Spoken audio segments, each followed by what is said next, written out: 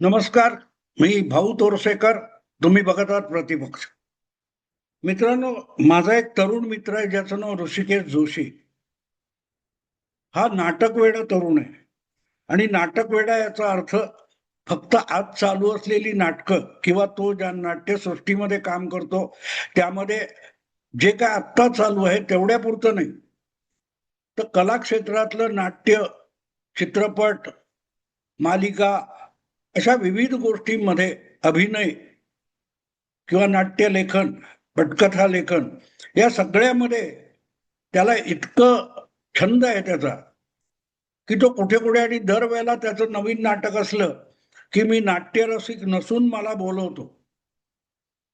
एक 1.5 महिन्यापूर्वी कधीतरी मुंबईत त्याच्या बोलबिता धनी या नवीन नाटकाचा प्रयोग होता आणि त्याने आग्रहाने बोलवलं. मी गेलो होतो. यापूर्वी 2 नाटकांना त्याच्या अशाच गेलेलो आहे मी. आणि त्याला कबूल केलं होतं, की मला हा सगळा प्रयोग तुझा आवडला. मला काय वाटले त्याचं इम्प्रेशन मी माझ्या व्हिडिओमधून सांगेन. आणि जवळ-जवळ 1.5 महिना लोटला. मी त्याच्यावर काही भाष्य करू शकलो नव्हतो. परवा भागवतांचं जे RSS शताब्दी निमित्त संमेलन होतं, तिथे तो भेटला आणि परत त्याने विचारलं, "काय हो अजून मला तुम्हाला हेडिंग वगैरे सापडलं नाही का?" वगैरे, वगैरे. ठीक आहे, गंमत केली त्याने. पण तिथे आम्ही इतरही पत्रकार मित्र भेटले होते, त्यांच्याशी बोलत होतो आणि मला अचानक लक्षात आलं, की ऋषिकेशच्या नव्या नाटकाचा जो मला डोक्यात विषय घोळत होता, पण तो कसा मांडावा हे कळत नव्हतं. ते त्या इथे मित्र पत्रकारांशी बोलताना तो विषय उलगडला.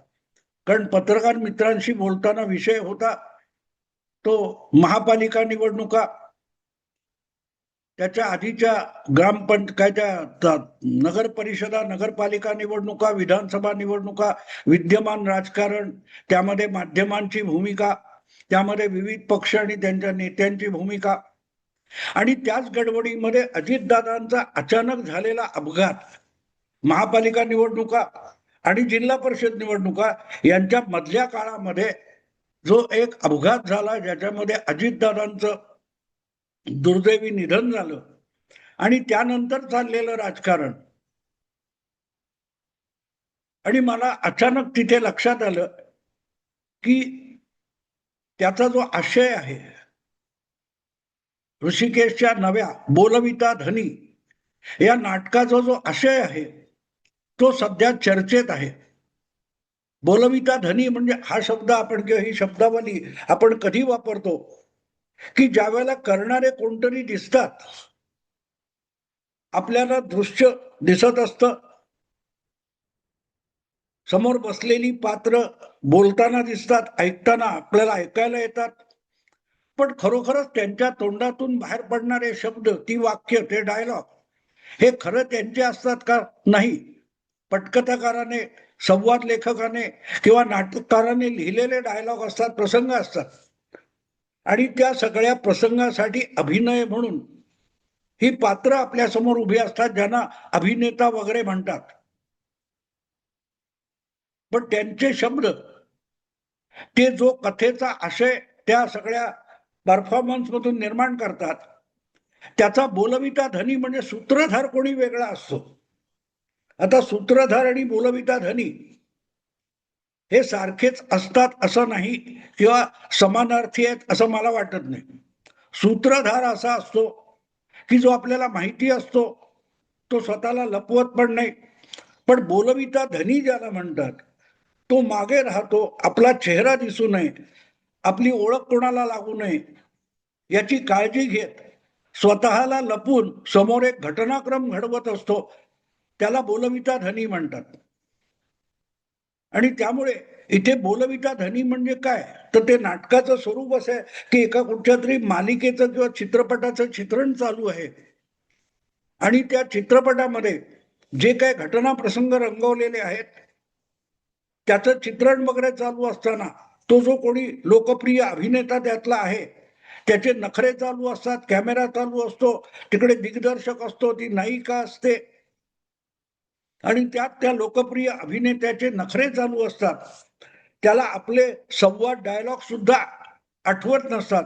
अशा वेळेला कुठेतरी आडोशाला उभं राहून त्याचे नेमके डायलॉग त्याला योग्य वेळी सप्लाय करणारा, ऐकवणारा, गुपचूप खालच्या आवाजात ऐकवणारा आणि चुकलेले संवाद दुरुस्त करून देणारा असा जो कोणी असतो त्याला नाट्यसृष्टीमध्ये प्रॉम्प्टर म्हणतात. म्हणजे मागे राहून आपला चेहरा दिसू द्यायचा नाही, पण अभिनय करणाऱ्याला योग्य संवादाची रसद पुरवणारा तो बोलविता धनी आहे असं मला वाटत नाही. पण त्याला जवळजवळ सगळं नाटक पाठ असतं. वेगवेगळी पात्र आपल्याला स्टेजवर मंचावर दिसतात.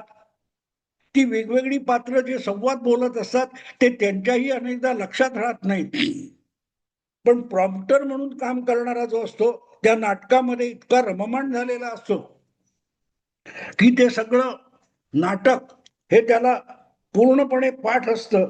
एक एक संवाद, एक एक घटनाक्रम त्याला माहिती असतो आणि अशा घटनाक्रमामध्ये किंवा त्या नाटकामध्ये तो इतका विरघळून गेलेला असतो की त्याचं स्वतंत्र अस्तित्व नसतं.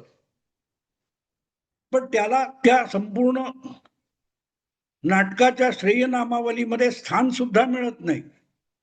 असो, ही पार्श्वभूमी आहे ती सिरियल पासून, जुन्या नाटकापासून, संगीत नाटकापासून नाटकाची जडणघडण त्या काळात होत होती तिथपर्यंत हा आपल्याला ऋषिकेश घेऊन जातो. एकाच वेळेला जुना भूतकाळ, अलीकडचा भूतकाळ आणि आजचा वर्तमान काळ आणि वर्तमानातली सगळी मनोरंजनाची साधनं याची इतकी सरमिसळ या नाटकामध्ये ऋषिकेशनी केलेली आहे की ते जंबलिंग लक्षात यायला सुद्धा वेळ लागतं. याला नेमकं सांगायचं काय? आणि म्हणून माझाही काहीसा गोंधळ होता. त्या संपूर्ण नाटकामध्ये नाट्यसृष्टीमध्ये येऊन नाव कमवायचं, एक उत्तम अभिनेता व्हायचं, नाट्य कलाकार व्हायचं म्हणून आपलं घरदार सोडून मनाशी एक स्वप्न बाळगून आपल्या खेडेगावातून पुण्यामध्ये किंवा सांगलीला कुठेतरी आहे ते जिथे नाटकाची मोठी चळवळ त्या काळात चालू होती तिथे आलेला एक हौशी होतकरू कलाकार, पण तो तिथला दिग्दर्शक त्या काळात 100 वर्ष वगैरे काय जुना काळ असेल त्या काळात त्या नाटक मंडळीमध्ये येऊन पडेल ते काम करणारा आणि आपल्याला कधीतरी संधी मिळेल म्हणून आषाढभूतपणे प्रतीक्षा करणारा असा तो होतकरू कलावंत संपूर्ण जीवन हे नाट्यसृष्टीला त्याने अर्पण केलेलं आहे. आणि त्यासाठी दिग्दर्शक असो, लेखक असो, नाटक मंडळीचा मालक असो, प्रत्येकाच्या आदेशाची अगदी बिनतक्रार पालन करणारा, पण सगळ्यांना योग्य नाटक व्हावं याची प्रत्यक्ष अभिनेता दिग्दर्शकांना नाही इतकी चिंता असणारा तो जो आहे प्रॉम्प्टर, त्याला त्यांनी बोलविता धनी म्हटलेलं आहे. हे मला एवढ्यासाठी आठवलं, अचानक त्या 1.5 महिन्यानंतर ऋषिकेशचं नाटक त्या तिथे बोलता बोलता मला एकदम आठवलं. याचं कारण असं की तिथे अजितदादांच्या आकस्मिक अपघाती मृत्यूनंतरचं जे राजकारण आहे त्यामध्ये काही गोष्टी अशा उफाळून आल्या की अजितदादा हयात असेपर्यंत 2 राष्ट्रवादी काँग्रेस पक्षांनी संयुक्तपणे निवडणुका लढवाव्यात इथपर्यंत मजल मारलेली होती.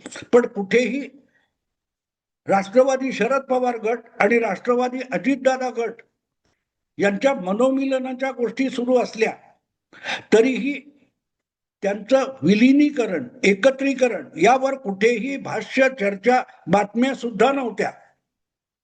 उलट हे दोघे एकत्र येत आहेत म्हटल्यानंतर शरद पवारांच्या गटाचा जो पुण्यातला शहर अध्यक्ष होता त्याने तडकाफडकी आपल्या पदाचा राजीनामा दिला, पक्ष सोडला आणि तो काँग्रेसमध्ये निघून गेला होता. म्हणजे विलिनीकरण सोडा, अजितदादा गटाबरोबर जागा वाटप करण्यावरून सुद्धा 2 गटांमध्ये कमालीचे विवाद होते, वाद होते आणि त्यावर सुप्रिया ताईंना सुद्धा कोणीतरी छेडलं होतं. तेव्हा त्यांनी सांगितलं आपण प्रोफेशनल आहोत वगैरे, आठवतं तुम्हाला? आणि याचा निष्कर्ष आपण इथपर्यंत येतो की अजितदादांचा मृत्यू होईपर्यंत कुठल्या पत्रकारांच्या चर्चेमध्ये, माध्यमामध्ये किंवा राजकीय वर्तुळामध्ये दोन राष्ट्रवादी पक्षांच्या एकत्रीकरणाचा विषय सुद्धा नव्हता. पण अजितदादांचा एक अपघाती मृत्यू झाला आणि मग अजितदादांची अंतिम इच्छा म्हणजे दोन राष्ट्रवादीचं एकत्रीकरण, हा जो नवा घटना प्रसंग त्या अपघाती मृत्यूच्या नाट्यामध्ये घुसवला गेला, तिथे मला तो बोलविता धनी आठवला. याचा सूत्रधार कोण आहे? आणि त्यावरूनच आता विलिनीकरण हा वादाचा विषय झालेला आहे. कारण अजितदादा गटामधून कोणीही विलिनीकरणाविषयी कधीही बोलला नव्हता आणि शरद पवार गटाकडूनही कोणी बोलला नव्हता.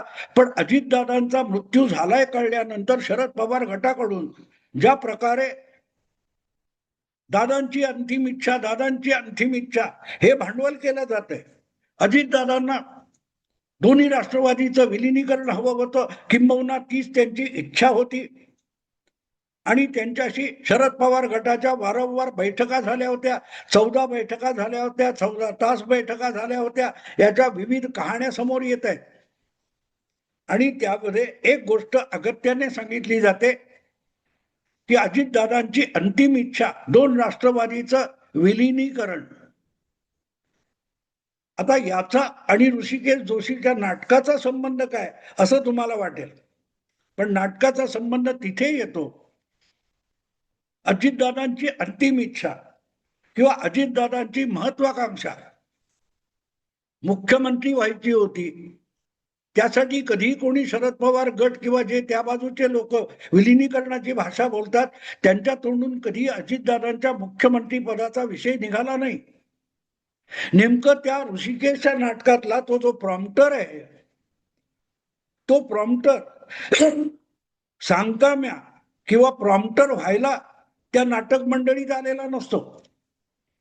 त्याची इच्छा असते की आपण एक चांगला अभिनेता व्हावं, आपण एक चांगला नट व्हावं. पण तेवढी त्याची इच्छा वगळून त्याच्याकडून सगळी कामं करून घेतली जातात, जशी अजितदादांकडून शरद पवारांनी आपल्या वेगवेगळ्या राजकीय डावपेचांमध्ये एखादा मोहरा प्यादा असावा तसा वापर करून घेतला आणि परत परत तोंडगशी कोण पडला, अपेक्षा भंग कोणाचा झाला, उपेक्षित कोण राहिला, अजितदादा पवार. आणि आज अजितदादा पवारांच्या अंतिम इच्छेची सगळ्यांना चिंता आहे. अजितदादांची इच्छा म्हणून दोन राष्ट्रवादीचं विलिनीकरण झालं पाहिजे हे जितक्या अगत्याने सांगितलं जात आहे, त्याचा बरोबर तसाच्या तसा एक प्रसंग तिथे बघायला मिळतो की त्या कुठल्या मालिकेमध्ये, आजच्या काळातल्या मालिकेमध्ये प्रॉम्प्टर म्हणून काम करणारा तोच मुलगा आहे जो सगळी सिरियल, त्याचे संवाद पाठ आहेत, त्याचे प्रत्येकाचा अभिनय त्याला माहितीये, कसा अभिनय करावा हे माहितीये, कोणाच्या नंतर कोणाचा डायलॉग येतो हे पाठ आहे.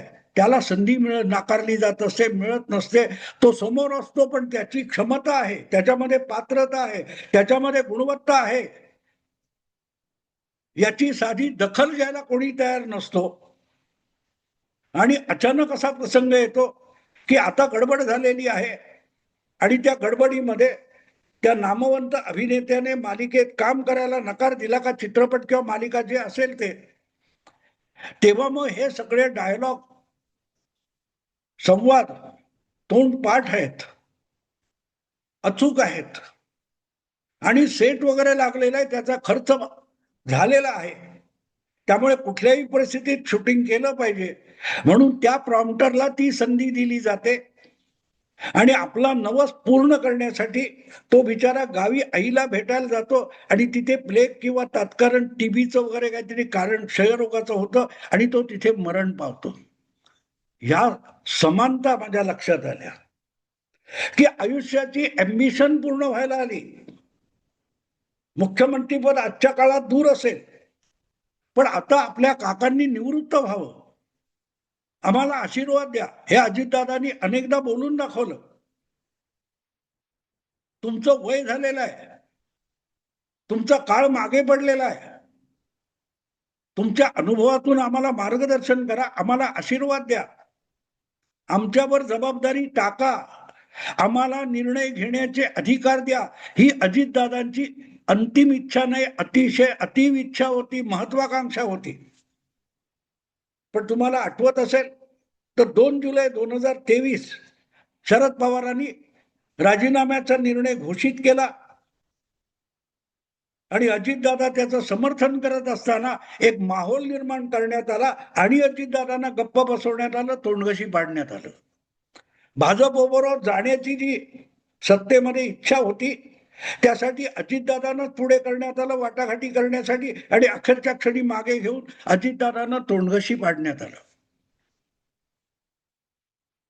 अख्खी उमेद अजितदादांची ही आपल्याला नेतृत्व मिळेल असं आषाढ बनवून ठेवण्यात गेली आणि आज तेच लोक त्याच गटातून त्याच गोटातून जेव्हा अजितदादांची अंतिम इच्छा म्हणतात तेव्हा मला तो ऋषिकेश जोशीच्या नाटकातला होतकरू अभिनेता त्याला संधी मिळते आणि त्याचा आकस्मिक मृत्यू होतो आजारपणातून, या दोन्हीतलं साम्य दिसल्याने मी चकित झालो. मला एकच प्रश्न पडला की त्या नाटकात प्रॉम्प्टरला बोलविता धनी म्हटले, पण हे जे आता आपल्या समोर विलिनीकरणाचं नाट्य उलगडत आहे त्यातला बोलविता धनी कोण आहे? मला त्या दिवशी माहिती मिळाली त्याप्रमाणे ऋषिकेशच्या नाटकाला कुठल्या तरी मोठ्या संस्थेच्या पारितोषिकांमध्ये 9 नॉमिनेशन्स वगैरे मिळालेली आहेत, अभिनय, दिग्दर्शक, लेखन वगैरे वगैरे. पुढे एका बाजूला नाट्य क्षेत्रामध्ये ऋषिकेश जोशीचा बोलविता धनी हा चर्चेत आहे, इतकी नॉमिनेशन्स मिळाली म्हणून, आणि दुसरीकडे अजितदादांच्या मृत्यूला 2 आठवडे होत असताना विलिनीकरण अजितदादांची अंतिम इच्छा, याला सुद्धा सगळीकडून सगळ्या गोटातून जे काही नॉमिनेशन्स मिळत आहेत यातलं साधर्म्य कुठे आहे काय मी शोधायचा अजूनही प्रयत्न करतोय. पण कधी कधी नाट्य, कल्पना विलास हा पण वास्तवाच्या किती जवळ घेऊन जातो याचं हे उदाहरण आहे. हे उदाहरण आहे त्याचं की ऋषिकेश जोशीने केलेला कल्पना विलास आणि आजच्या वर्तमान राजकारणात घडणाऱ्या वास्तविक घडामोडींमध्ये किती साम्य साधर्म्य. बघा मित्रांनो, विचार करा, मीही करतोय अजून, मलाही ते हा गोंधळ माझ्याही डोक्यात आहे, पण तो एकदा मांडावा म्हणून मांडून टाकलाय. आवडलं तर लाईक करा, शेअर करा आणि प्रतिपक्षाला सबस्क्राईब करा. नमस्कार.